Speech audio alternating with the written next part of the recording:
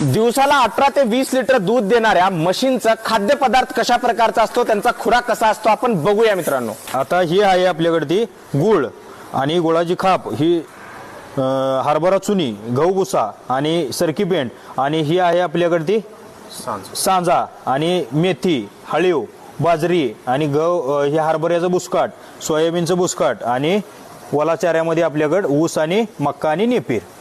आज व्यवस्थापन चाऱ्याचं जे आपलं मॅनेजमेंट आहे, मक्का आहे, नेपीर आहे, ऊस आहे आणि सुक्या चाऱ्यामध्ये आपल्याकडे सोयाबीनचं बुसकाट आहे, हरभऱ्याचं बुसकाट आहे, हे चांगल्या पद्धतीने मिक्स करतो आपण। मिक्स केल्यानंतर एका म्हशीला 8 ते 10 किलो आपण टायमाला टाकतो त्यांना। खुराकामध्ये त्यांच्या राशनामध्ये आपल्याकडे ती बघा हरभरा चुनी आहे, गहू भुसा आहे आणि सरकी पेंड आहे। चांगल्या पद्धतीची सरकी पेंड ही आपल्याला यूज करायची गोट्यामध्ये, तर दुधाला कुठेतरी वाढ चांगल्या पद्धतीने होते आपली। त्या म्हशीला साधारण 3.5 ते 4 किलो सुक्यामध्ये ते ओलवून आपलं 7 ते 8 किलो होतं। आता आपल्याला जी दूध वाढीसाठी म्हणा, फॅटसाठी म्हणा, तिच्या ग्रोथसाठी म्हणा, बॉडी साईजसाठी म्हणा, तर आपल्याकडे चांगल्या पद्धतीने बघा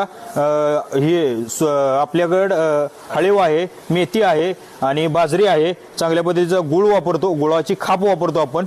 हे सर्व मिक्स करून तेलामध्ये शिजवलं जातं, त्याच्यानंतर आपण म्हशीला 2 ते 250 ग्रॅम आपण एका म्हशीला देतो आपण खुराकामध्ये।